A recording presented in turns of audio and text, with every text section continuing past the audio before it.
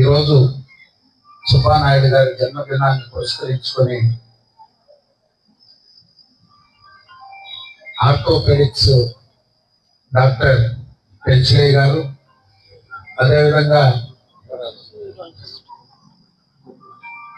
చిన్నపిల్లల డాక్టర్, దాంట్లో కూడా పెడియాట్రిక్స్ లో నియోనాటాలజీ సూపర్ స్పెషాలిటీ, చిన్న కాన్పు నుంచి ఏ చిన్న ఇబ్బందులు వచ్చినా మామూలుగా మనం ఐసీయూ అనుకుంటాం, దానికంటే ఇంకా సున్నితమైనది నియోనాటాలజీ అంటే. నెలల బిడ్డ కాదు, రోజుల బిడ్డను కూడా కాపాడి వారికి ప్రసవం నుంచి ఆ బిడ్డకి ఏ ఇబ్బందులు ఉన్నా కూడా వైద్యం చేసే విభాగం నియోనాటాలజీ విభాగం వారు వచ్చారు. అదేవిధంగా వైష్ణవి గారు న్యూరాలజీ, ఎందుకంటే సుబ్బానాయుడు గారు ఎప్పటి నుంచి అందరం హార్ట్ ప్రాబ్లం ఉందని 2 సార్లు అపోలోలో చేరాడు, ఆపరేషన్ చేయించుకున్నాడు.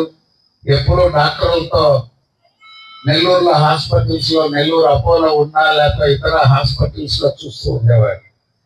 ఎవరు కూడా సుబ్బానాయుడికి బ్రెయిన్ స్ట్రోక్ వస్తుంది, బ్రెయిన్ స్ట్రోక్ తో సుబ్బానాయుడిని కోల్పోతాం, ఆ టెన్షన్లు, ఒత్తిళ్లు, అనేక సమస్యలతో సుబ్బానాయుడిని కోల్పోయాం. ఈ పరిస్థితుల్లో ఏదైతే ఆ ఇబ్బంది జరిగి నష్టపోయామో వారిని, ఆ డాక్టర్ని తీసుకొచ్చి వైష్ణవి గారిని హార్ట్ కాదు, హార్ట్ కంటే బ్రెయిన్ స్ట్రోక్ పేషెంట్స్ కూడా, ఎందుకంటే ఈ మధ్య చూస్తూ ఉన్నాం విపరీతంగా బ్రెయిన్ స్ట్రోక్ పేషెంట్స్ ఇబ్బందులు పడుతూ ఉన్నాం. అందుకే న్యూరాలజీ నుంచి చిన్నపిల్లలు, అదేవిధంగా బాను ఎవరు ఊహించలా, అసలు ఎవరు కలలో కూడా అనుకోలేదు బాను లాంటి సోదరుడిని కోల్పోతామని.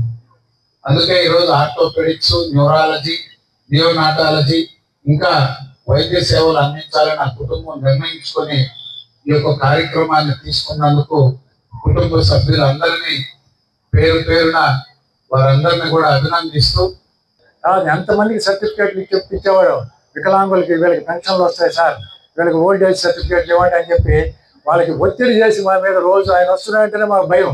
గేట్ దగ్గర ఒక్కొక్కసారి ఒక రోజు అయితే తొందరపడి వచ్చి ఆ గేటుకు కూడా తగ్గలేడు. ఆయన హైట్ మంచి, బాగా పెద్ద హైట్ కదా, అంత బాగా సేవ చేసేవాడు. అప్పుడు అనుకునేవాడు ఎంత డెడికేటెడ్ పర్సన్ అయినా వాళ్ళ ఊరవాళ్ళ కోసం ఎంతగా కృషి చేస్తాడు ఏంటనుకొని అప్పుడే ఆశ్చర్యపోయాను.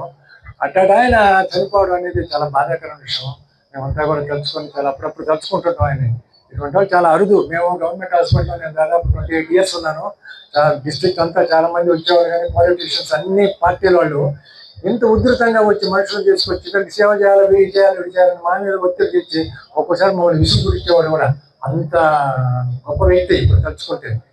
అసలు అటువంటి ఆయన ఈ క్యాంపులో పాల్గొనడం మాకు కూడా ఎంతో సంతోషం. కుటుంబ సభ్యులకి అందరికీ కూడా ధన్యవాదాలు చెప్తున్నాం మాకు అవకాశం ఇచ్చినందుకు.